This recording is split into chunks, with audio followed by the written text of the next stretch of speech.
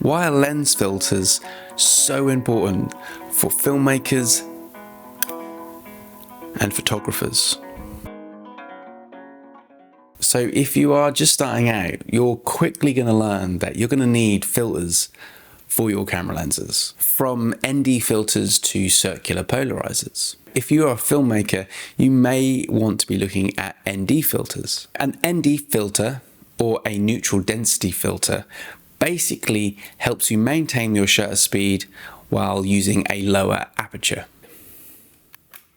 As you can see here, without the filter, we are overexposed.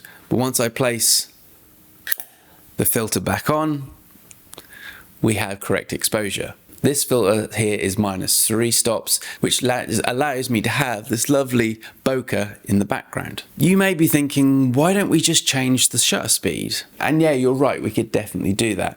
However, if we want to maintain good motion blur, the rule of thumb is that we need to double our frame rate. 25 frames per second, like I am here, you want to have your shutter speed at 1/50. Or if you're at 50 frames per second, your shutter speed needs to be at 1/100. So that's the basic kind of science of when it comes to filmmaking with ND filters and keeping good motion blur and knowing your frame rates and shutter speeds. Now, if you are a photographer, lens filters are a fantastic thing to have if you want to do something like long exposure photography or astrophotography. Up.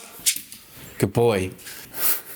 Sorry, my dog. This allows you to let you slow down your shutter speed to expose your photography better and let more light into your camera. So in short, lens filters are an essential bit of kit and definitely worth spending good money on to getting a good set. Why, might you ask? Well, I have definitely run into issues of buying inexpensive filters. You quickly learn that there will be some vignetting in your shots. There can be color shifting. There can be all types of annoying artifacts that you really don't want in your footage or photography. And the best way to get rid of that is to definitely spend good money on good lens filters. So recently I got sent the Magnetic Quick Swap 2.0. This is from a company called Freewell, and not only do they make filters for your camera lenses, they make them for your phones, your drones, all types of things that you need filters for. Now, what I love straight off the bat about these Freewell Magnetic Quick Swap filters is that they are magnetic. As you saw at the beginning of this video, I was able to quickly place the filter like so over my lens. What a fantastic invention. I have been screwing on lens filters for years and it has always been a bit of a chore and a bit of a slog. So to be able to do that so quickly is fantastic. And now look, if the sun came out and I needed to go down another stop, I could easily grab another filter and place on, because that is the other great thing about this. This bundle they sent me here comes with 5 different filters. We have 3 ND filters, 1 UV filter and 1 CPL filter. So the filter I have on here at the moment is an ND with 3 f-stops down. I have 2 more. I have one that has 6 stops and another ND that has 10. Like I said, I have a UV filter, which is kind of, I use as a protective bit of glass to sometimes stop dust or bits of crap falling into my lens. It's kind of protective kind of filter, and also a circular polarizer. If you are unsure what a circular polarizer is, it basically sorts out any reflection on things like water, windows or snow. It kind of lets you see through glass without the reflection. Same with water, it takes away that reflective light. It's a bit of a magic trick really. It lets you see through things that usually would reflect quite harshly through the footage.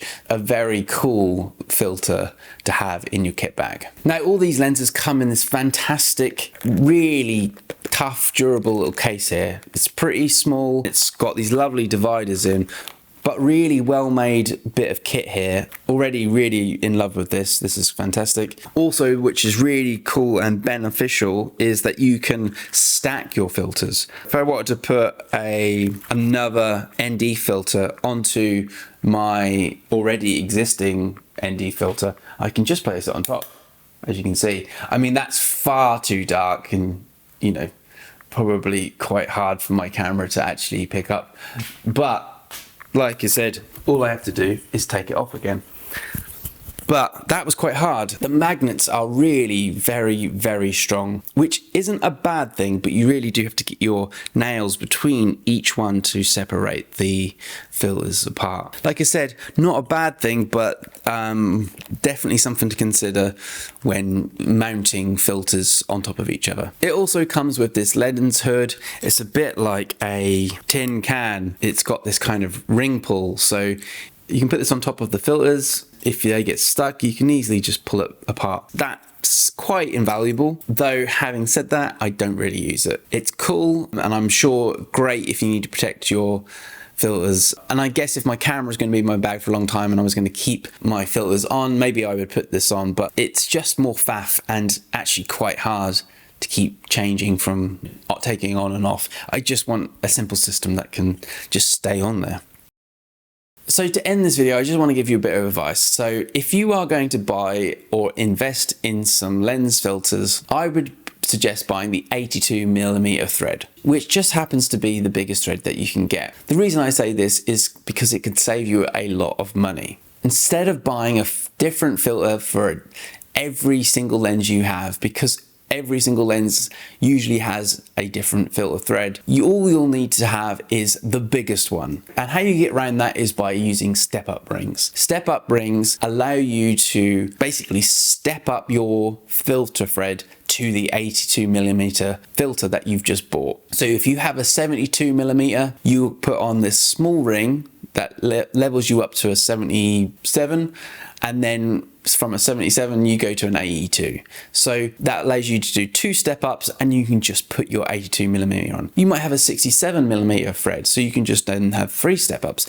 It's kind of as simple as that. Now, people have noticed that if you start doing that, you might incur some vignetting. I haven't really experienced that, and maybe then if you have such a small filter thread like a 55mm or something like that, you may just want to buy one-off filter thread for that lens. So I'm just editing the video here, and I just realized that my microphone died on me. Remember guys, don't forget to charge all of your gear, not just your cameras. This is a great little product, really luxurious. I think it's well worth the money.